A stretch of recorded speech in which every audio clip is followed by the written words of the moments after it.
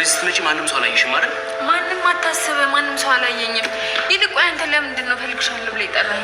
ይኸውልሽ እዚህ ነገር ውስጥ በደንብ እጄ ማስገባት እፈልጋለሁ። እንዴ እስካሁን ድረስ እኮ ከኛ ሀሳብ ጎን ያለ መስሎኝ ነበር። አልነበርኩም ማለት አልገባኝም። በራሴ የህይወት መንገድና በራሴ እርምጃ ውስጥ ተወጥሬ ምንም እያገዝኳቸው አልነበረም። ሱራፌልም በዚህ ጉዳይ ላይ ከጎናቸው አልነበረም። ይኸውልሽ ይሄ ነገር በቶሎ እንዲቋጭ እፈልጋለሁ። እኔ ግን ይሄ ነገር በቶሎ የሚቋጭ አይመስለኝም። ግድ የለሽም። እኔና አንቺ መስማማት የምንችል ከሆነ ይህን ነገር በቶሎ መጨረስ እንችላለን። ምንድን ነው? ቆይ ያሰብከው አዲስ እቅድ አለ? አዎ ምናልባት ጉዳዩ ትንሽ ከበድ ሊል ይችላል፣ ግን የተሻለ ትልቅ እቅድ አለ። ምንድን ነው እሱ? ዘርፌ ጥበቃ ያስፈልገኛል ባለችው መሰረት ዶክተር ሮቤል ሽብሩን እነ ዘርፌ ቤት ጥበቃ አድርጎ ለመቅጠር ተስማምቶ ይገኛል። እናም ዶክተር ሮቤል ለሽብሩ በመደወል ስራ አግኝቼልሃለሁ በማለት እነ ዘርፌ ቤት እንዲገባ አድርጎት ነበረ። ታዲያ ዘርፌም ሽብሩን ስታየው ከጥበቃነት ይልቅ ለውሽምነት የተመኘችው ትመስላለች። በዚህ ነገር ተበሳጭቶ የነበረው ሽብሩ እየተሯሯጠ ከቤት በመውጣት ለሳሮን ሁሉንም ነገር ነግራት ይገኛል። ማለትም ዘርፌ እያሽኮረመመችው እንደሆነ እናም ምንም ነገር እንዳልተመቸው እየነገራት ይገኛል። ነገር ግን ስራው ያስፈልገኛል ግን ሴትዮዋ ደግሞ አልተመቸችኝም በማለት ለሳሮን ሁሉንም ነገር ነግራት ነበረ። ሳሮንም ቅናት በተሞላ መንፈስ እንዴት እሷ ስትነካካህና ስትራብስህ ዝም ትላታለህ? ይህ ነገር ላንተም ተመችቶሃል ማለት ነው እያለችም በቅናት እያንገበገበችው ትገኝ ነበረ። ሰላም ጤና ይስጥልኝ ውድና የተከበራችሁ ቤተሰቦቼ እንዴት ናችሁ? እኔ እግዚአብሔር ይመስገን በጣም ደህና ነኝ። በያላችሁበት ሰላማችሁ ይብዛ እያልኩኝ እንኳን ወደ ቻናሌ በሰላም መጣችሁ። ለዚህ ዩቲዩብ ቻናል ደግሞ አዲስ ከሆናችሁ ላይክ፣ ሼር፣ ሰብስክራይብ በማድረግ ቤተሰብ ሆኑ። እንዲሁም ደግሞ ሀሳብ አስተያየትም ካላችሁ ኮሜንት ላይ አሳውቁኝ።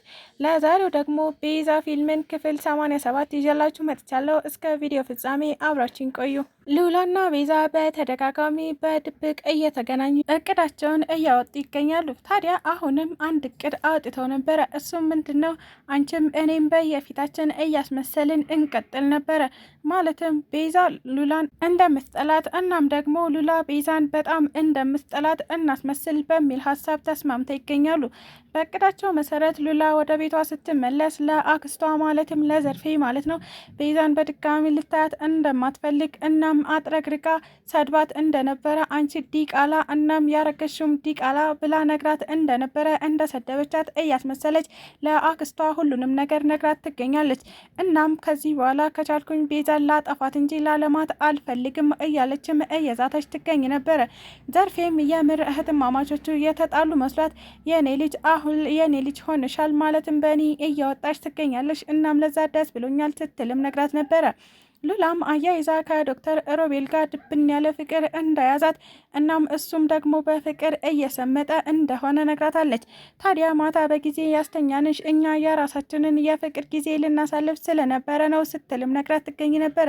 ዘርፌም ለዚህ ነገር በጣም እየቸኮል አልመሰለሽም ወይ? እናም ከሮቤል ጋር ፍቅር እያልሽ አትጫወቺ፣ እሱ መቼም ቢሆን ለገንዘብ እንጂ ለሰው ፍቅር እንደሌለው ታውቂያለሽ እያለችም እየነገረቻት ትገኝ ነበረ። ሉላም ማስመሰሏን እንደቀጠለች ትገኛለች። እናም ሂጂ ተነሽ ግቢና ምግብ ስሪልኝ ብትላትም አክስቷ እሷ ግን ላንቺ ምግብ ሳይሆን መርዝ ነበር መስጠት የነበረብኝ አክስቴ፣ እውነቴን ነው እምልሽ እገልሻለሁ እያለችም በውስጧ እያወራች ትገኝ ነበረ። ታዲያ ዘርፌም ምንድነው በውስጥሽ የምታወሪው ስትል ጠይቃታለች። ሉላ አይ እኔ እኮ ልጅሽ እንጂ ሰራተኛሽ አይደለሁም፣ ለምን ሰራተኛ አይቀጠርም እያልኩኝ ነው እያለችም አክስቷን ለማሳመን እየሞከረች ትገኝ ነበረ። ሳሚም በግሉ ብዙ ሀሳቦችን እያመነጨ እንደሆነ አይተናል። አሁን ደግሞ ለሳሮን አንድ ሀሳብ አካፍላት ነበረ። እሱም ምንድነው? ከነ ዘርፌ ጋር በጭንቅላት ካልሆነልን ለምን በጉልበት አንጠቀምም? ማለትም ዘርፌን አግተናት ለምን የቤዛን ገንዘብ ሙሉ በሙሉ እንድታዞርላት አናስገድዳትም? ሲል ለሳሮን ሁሉንም ነገር ነግሯት ይገኝ ነበረ። ይህን ነገር መቋጠር ያላስቻላት ሳሮን ወደ ቤዛ በመደወል እናም ላገኝሽ እፈልጋለሁ በማለት ቤዛን ካገኘቻት በኋላ ሳሚ እንደዚህ ብሎኛል ስትል ዝርግፍግፍ አድርጋ ሁሉንም ነገር ነግራታለች። ቤዛም እንዴት ሳሚ ከኔ ውጭ እንደዚህ አይነት ሀሳብ ያስባል? እኔ በራሴ መንገድ እየሄድኩ እንደሆነ እያወቀ ለምንድን ነው እንደዚህ የሚያደርገው? ስትልም እየተበሳጨች ትገኝ ነበር። ሳሚም በድንገት በቤዛና በሳሮን ወሬ መካከል ተከስቶ ነበር። ነበር። እናም ሳሚ ሲመጣ ሁለቱም ጸጥ ሲሉ እሱ ደግሞ ምን ነው እኔ ስመጣ ወሬያችሁን አቆማችሁ እያለም እየጠየቃቸው ይገኝ ነበረ። ሳሮንም ይቅርታ ሳሚ በፍጹም አላስቻለኝም፣ ለቤዛ ያልከኝን ሁሉ ነገር ነግሬያታለሁ ስትልም ነግራው ትገኛለች። ሳሚም ታዲያ አይ ሳሮን እንደው ለደቂቃ እንኳን መቋጠር አትችም? ከምኔው አምጥተሽ ለክሽላት? እኔ እኮ ቤዛ ግራ ሲገባኝና የማደርገው ሲጨንቀኝ ያገዝኳችሁ መስሎኝ ነው። እናንተ እንደዚህ ስትሆኑ ማየት በፍጹም አላስቻለኝም። ለዛ ነው እንደዚህ አይነት ሀሳብ ያመነጨሁት እያለም ለቤዛ እያስረዳት ይገኝ ነበረ። ታዲያ ቤዛም እንዴት ሳሚ እንዴት እንደዚህ ታስባለህ? እኔ በራሴ መንገድ እየሄድኩ መሆኑን ታውቃለህ አይደል? ለምንድን ነው ታዲያ አንተ እንደዚህ አይነት ሀሳብ የምታስበው? በፍጹም ይህ ነገር አይሆንም ስትልም ሳሚን አፉን አዘግታው ትገኛለች። ወደነ ዘርፌ ቤት የጥበቃ ስራ እንዲሰራ የተላከው ሽብሩ አሁን በጭንቀት እየተበሳጨ ይገኛል።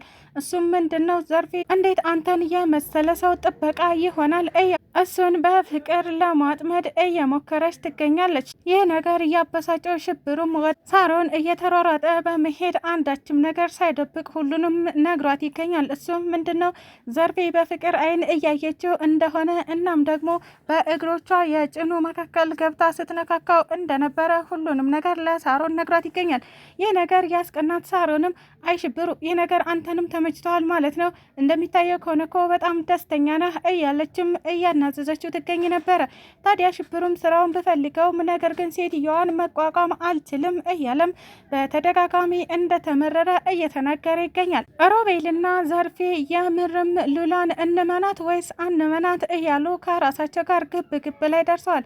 እሱም ምንድነው ይች ልጅ እያስመሰለች ነው ወይስ ደግሞ የምርም ቤዛን ከርታት ከዶክተር ሮቤል ፍቅር ይዟታል እያሉ እየተነጋገሩ ይገኙ ነበረ። ዶክተሩም እኔም የሚመስለኝ እሷ ፍቅር እየያዛት ነው ሲልም ለዘርፌ እያስረዳት ይገኝ ነበረ።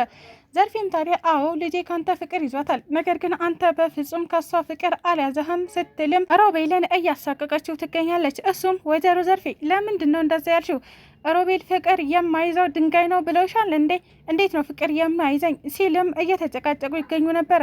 ዘርፌም ታዲያ አይ ሮቤል በፍጹም አንተ ፍቅር አልያዘህም፣ እያስመሰልክና ልጅቷን እንድትጠቀምባት እያደረክ ነው ስትልም እየጨቃጨቃቸው ትገኛለች። በመጨረሻም ልጄን ስታገባት ሙሉ ሀብትህን እንደምታካፍላት ቃል ገብተህ ነው እያለችውም ነበረ።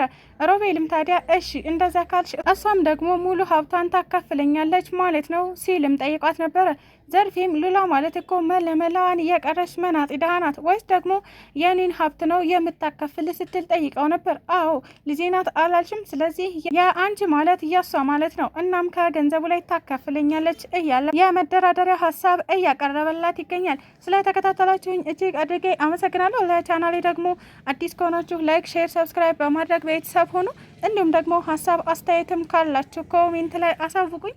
ኢትዮጵያ ለዘላለም ትኑር እያልኩ ሰነበታችኋለሁ።